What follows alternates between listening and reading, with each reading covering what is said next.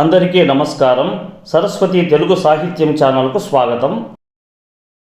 ఈ వీడియోలో నేను మీకు గుర్రం జాస్వా గారు రచించిన గబ్బిలం కావ్యంలోని మొదటి భాగంలో 1 నుండి 10 పద్యాలను చెప్పబోతున్నాను. కవి కోకిల, కవితా విశారద, నవయుగ కవి చక్రవర్తి, కవితా విశారద, కవి దిగ్గజ మొదలగు ఎన్నో బిరుదులు పొందిన గుర్రం జాస్వా గారు 1895 సంవత్సరము సెప్టెంబర్ నెల 28వ తేదీన వినుకొండలో గుర్రం వీరయ్య లింగమాంబలకు జన్మించారు జాస్వా. కవి కావటానికి అనుకూలమైన పరిస్థితులు లేని సమాజాన్ని ఎదుర్కొని నిలబడి ఒక మహాకవిగా పేరు పొందాడు. కులం కారణంగా నాటకం చూడడానికి వీలు లేదు. పాఠశాలలో వేదికనెక్కి పద్యాలు చదివే అవకాశం లేక ఎన్నో అవమానాలు, చిత్కారాలను ఎదుర్కొని సహించి ఒక మహా వటవృక్షంలా నిలబడగలిగారు. ఈయన సాహిత్యానికి చేసిన సేవకు గుర్తుగా కళాప్రపూర్ణ, పద్మభూషణులచే సత్కరింపబడ్డారు. క్రీస్తు చరిత్ర కావ్యానికి కేంద్ర సాహిత్య అకాడమీ బహుమతి లభించింది. జాస్వా గారు 1971 సంవత్సరం జూలై నెల 24వ తేదీన కీర్తిశేషులైనారు. రాజు మరణించను కతార రాలిపోయే, కవియు మరణించను కతార గగనమెక్కే, రాజు జీవించే రాతి విగ్రహములందు, సుకవి జీవించే ప్రజల నాలుకలయందు అన్నది పెరదూసి కావ్యంలోని పద్యం. జాస్వా నిజంగా సుకవియే.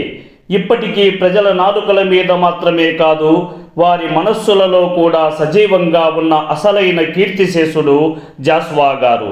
ఇక గబ్బిలం కల్పిత గాథ. కథానాయకుడు ఒక అరుంధతీసుతుడు. పూరి గుడిసెలో నివాసమున్న బ్రహ్మచారి. ఒక రాత్రి అతని గుడిసెలోకి దూరిన గబ్బిలం చక్కర్లు కొడుతుంటే ఆ గాలికి వెలుగుతున్న ప్రమిద ఆరిపోయింది. ఆ గబ్బిలంతో క్షుదాగ్ని పీడితుడు తన దీనమైన అవస్థను కైలాసగిరిలో ఉన్న పరమశివునితో పూజారి లేని సమయంలో చెప్పుమని సందేశం పంపుతాడు. ఇందులో దేశారాధన, ఆంధ్ర కళా వైభవం కనిపిస్తాయి.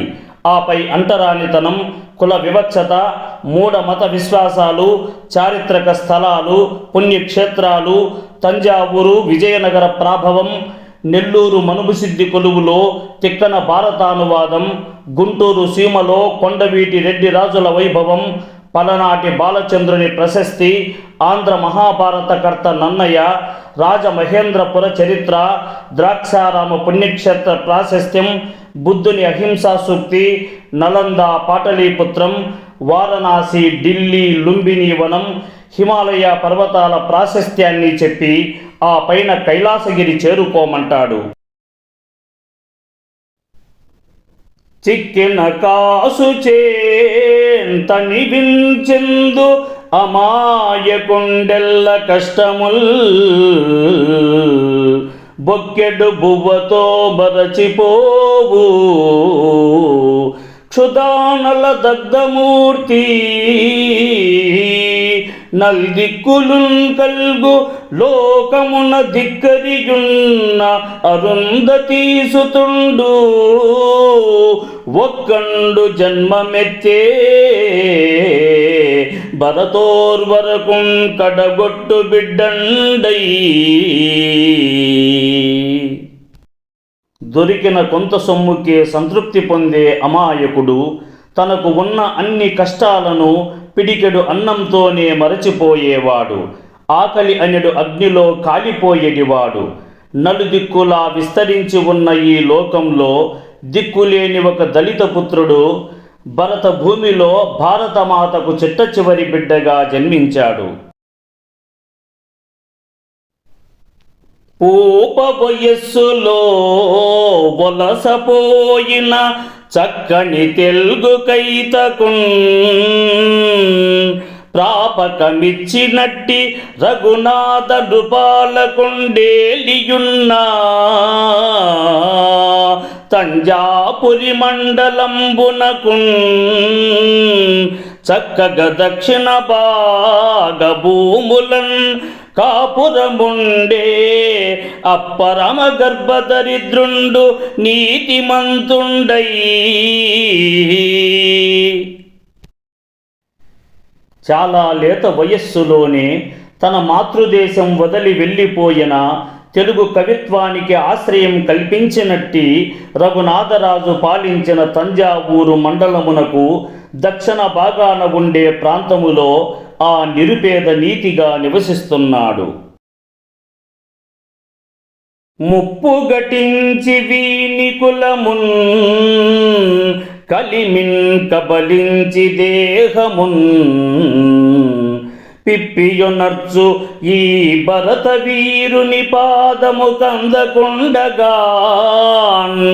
చెప్పులు కొట్టి జీవనము చేయును కాని నిరాకరింపలేదెప్పుడు అప్పుబడ్డది సుమీ భరతావని వీని సేవకున్. ఇతని కులమును సంపదను దోచుకొని ఆపదను తలపెట్టి శరీరమును పిప్పి చేసే ఈ భారతదేశపు ప్రజల పాదములు కందిపోకుండా చెప్పులు కుట్టి తన జీవితాన్ని వెల్లదీస్తాడే తప్ప ఎప్పుడూ నేను ఈ పని చేయను అని కాదనలేదు. ఇతని అపారమైన సేవలకు భారతదేశం ఇతనికి అప్పుపడ్డది సుమా. వాని రెక్కల కష్టంబులేని నాడు సస్యరమ పండి పులకింప సంశయించు వాడు చెమ్మటలోడ్చి ప్రపంచమునకు భోజనమున్ పెట్టు వానికి భుక్తి లేదు. అతని కాయా కష్టము లేని రోజున ఈ దేశంలో పంటలు పండించడం సాధ్యపడదు. అతని చెమటదారలతోనే ప్రపంచమునకు భోజనము దొరుకుతున్నది, కానీ వానికి మాత్రము తిండి లేదు. వాని తల మీదన్ పులిమిన పంకిలమును కడగి కరునింపలేదయ్యే గగనగంగా వాని నైవేద్యమున అంటుపడిన నాడు మూడు మూర్తులకును కూడా కూడు లేదు. అతని తల మీద రుద్దబడిన బురదను కడిగివేసే ఆకాశగంగా అతనిపై దయచూపడం లేదు. అతని నైవేద్యంతో మైలపడిన రోజున త్రిమూర్తులకు కూడా తిండి ఉండదు. పామునకున్ పాలు చీమకున్ పంచదారా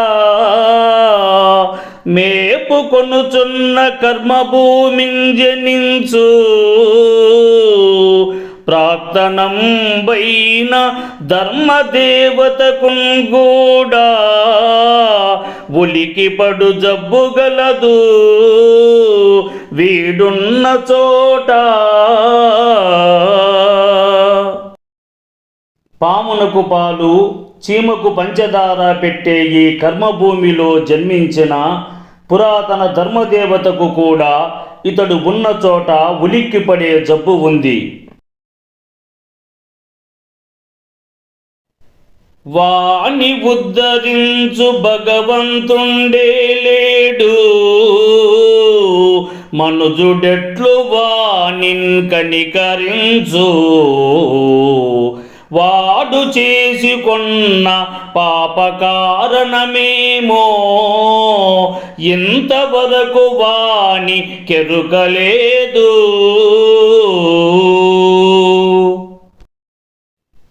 వానిని భగవంతుడే ఉద్ధరించకపోతే మనిషి ఏ విధంగా వానిని దయచూపుతాడు?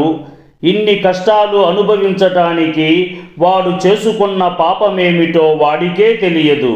తెలిసినప్పుడు కదా ఏదైనా పాప పరిహారం. ఆ అభాగ్యుని రక్తంబు ఆహరించి ఇనుప గజ్జల తల్లి జీవనము సేయున్ కసరి బుసకొట్టు ఆతని గాలి సోక నాలుగు పడగల హైందవ నాగరాజు. అతడే దురదృష్టవంతుడు, అతడే నిర్భాగ్యుడు. అలాంటి వాడి రక్తాన్ని పీల్చి ఇనుప గజ్జల తల్లిగా పేరు పొందిన దారిద్ర్య దేవత తన జీవనాన్ని గడుపుతుంది. 4 పడగలు గల హైందవ నాగరాజు అతను సమీపించగానే కసరుకొని బుసలు కొడుతుంది. కులము లేని నేను కొడుకులను పుట్టించి ఈ అకాత మందె త్రోయవలెనే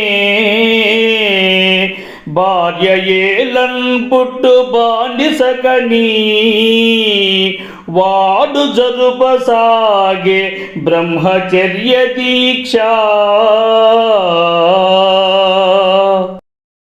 కులము లేని నేను కొడుకులను పుట్టించి ఈ అగాధములోనికి వాళ్లను కూడా తోయడమెందుకు? పుట్టుకతోనే బానిసగా చూడబడేటటువంటి నాకు భార్య ఎందులకు అని అతడు బ్రహ్మచర్య దీక్షనే పాటించసాగాడు. ఉదయమాది రక్తమోర్చి కష్టముంచేసి ఇనుని సాగనంపి ఇల్లు చేరి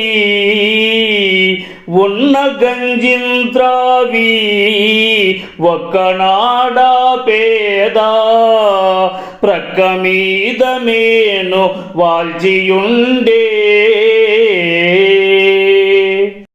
తెల్లవారింది మొదలు తన నెత్తురు చిందేలా శ్రమించి సూర్యాస్తమయం అయిన తరువాత ఇల్లు చేరి మిగిలి ఉన్న గంజి ఏదో కాస్త త్రాగి ఒక రోజున ఆ పేదవాడు పడుకొని ఉన్నాడు.